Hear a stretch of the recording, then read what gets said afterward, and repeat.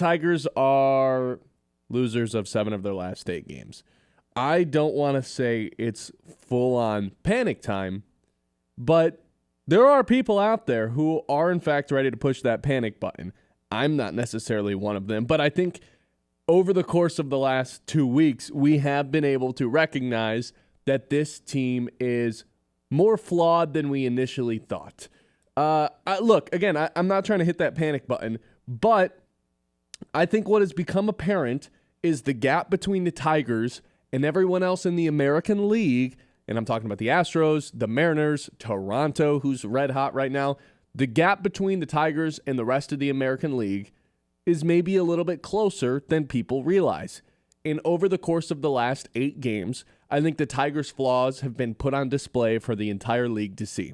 And I sure hope that Tigers fans out there can recognize all of these flaws and understand that at this deadline, there needs to be a pretty big haul that Scott Harris goes after here.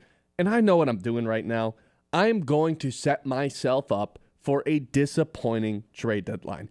I already know it. I just know it, right? I've got a wish list for you guys. It's got 5 players on it. If we landed 3 of those players, like if I set that standard at, all right, 2.5 players of the 5, and I'll be happy. I know what I'm doing. I'm setting myself up to be disappointed. Hell, I could set it at 1.5. If they can get 2 of these guys, or 1 of these guys for that matter, I'll be happy. And guess what? I'm probably setting myself up to be disappointed.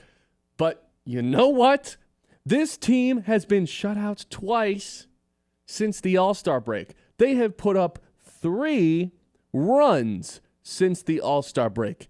You want to know how that ranks amongst the rest of Major League Baseball? It's dead last.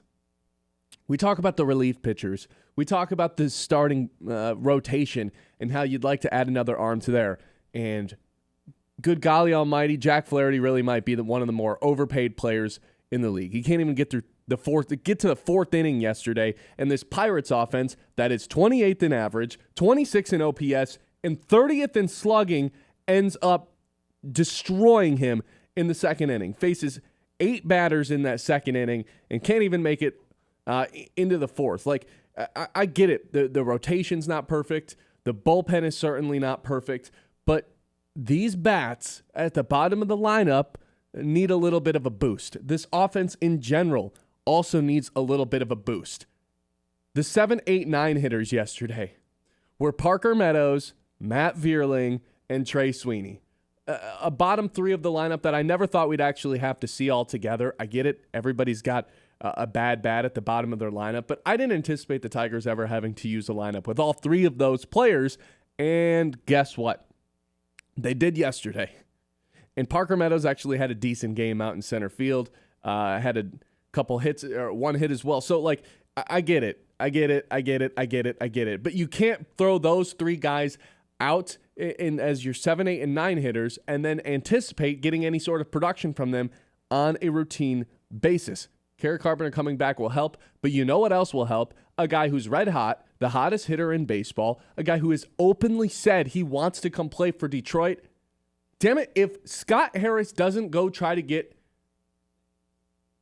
Gino Suarez. That was for you, Kyle.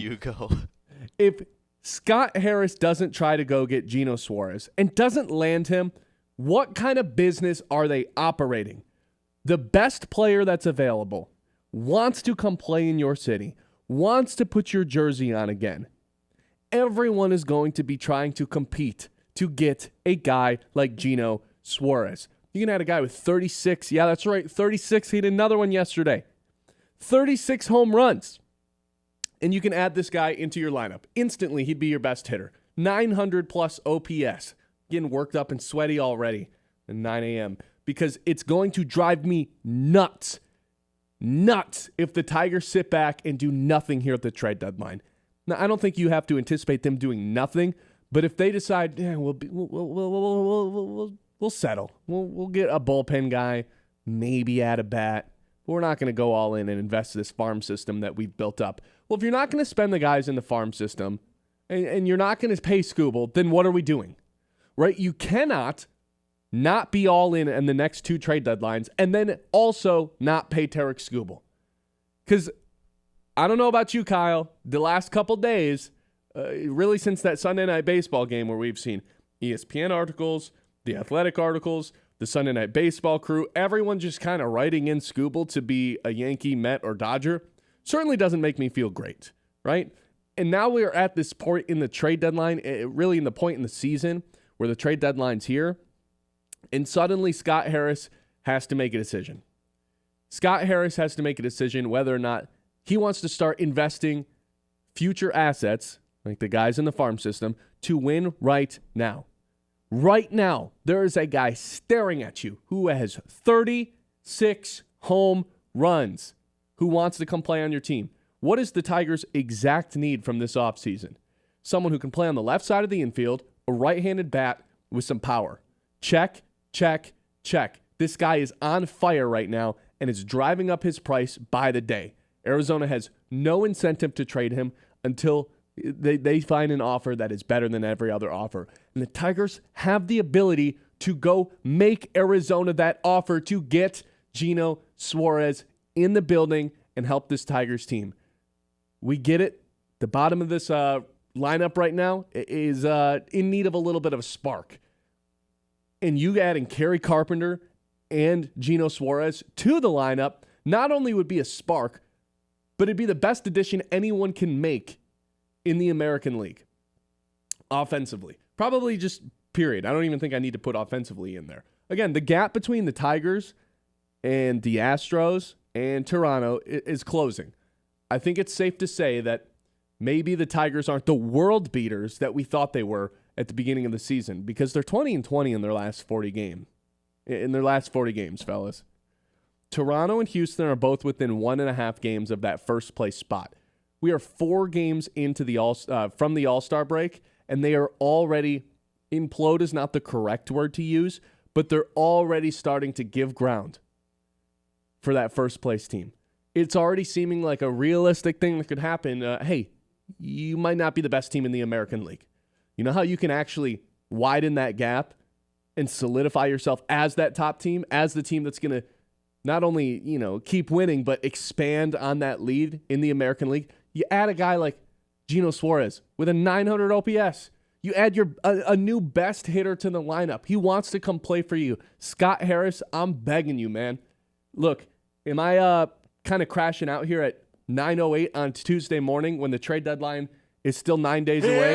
Yeah, I am. Because the Tigers have lost 7 of their last 8 games, and there's moves to be made. And for some reason, I see some people out there that's like, no, this team's fine. Don't worry. Don't panic. It's a long season. And I try to take into consideration all of those things. No team is perfect right now. Even the Dodgers lost 7 in a row a couple of weeks ago.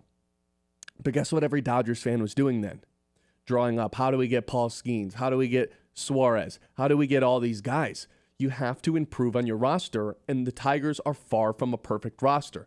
They've got a chance to land who is the best bat available. He wants to come play for you. Scott Harris, you have to get this done. You no longer have any options. Finally, for the first time in 10 years, the Tigers need to be buyers at the deadline. And I don't want to be soft buyers. I don't want to go add one relief pitcher and call it a day. Go get the best guy available. 989-837-6125. Where are we at? What is the top priority now? Has it shifted from bullpen to Suarez? Suarez is the best player available. Again, I'm not panicking. Although it kind of does seem like you're panicking. It kind of does seem like I'm panicking a little bit. And it kind of sounds like you don't think they're going to do anything at the trade deadline. It's not that I don't think they're going to do anything at the deadline. I think they are going to. I have this sneaky feeling, and it's probably built in, past tormenting that this team has done to me over the past 5 years. But I have this sneaky feeling that Suarez is going to end up a Yankee or a Blue Jay or a Mariner, and the Tigers are going to let some other team outbid them and close the gap on them, and they're going to sit back and watch and not do that much because they're in over their heads in the front office that they believe in their own guys a little bit too much. And they have reason to believe in their own guys, but that's not an excuse to not add players and not add the top guy available in Gino Suarez here at the deadline. He wants to come play for you. So what is the holdup?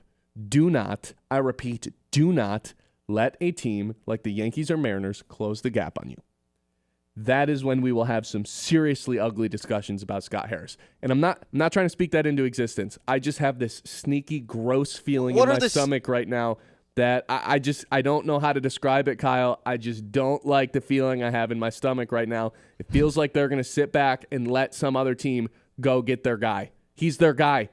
They found him in 2008. They signed him. What are the ugly conversations that we would have? Fire Scott Harris for all he's done for this franchise so far? We wouldn't be talking about fire Scott Harris. Well, what's an ugly conversation then if he doesn't go get the top guy at the trade deadline? That would be a failure, such a failure on behalf of the GM and the front office if they are unable to get Gino Suarez. I've got other guys on my list, though. I don't want to put all my eggs in one basket. I know what that does. It sets myself up for disappointment. I've got a full list of guys for you, Kyle. 5 of them, to be exact. That's when we come back here on the Ben Bosscher Show live on 100.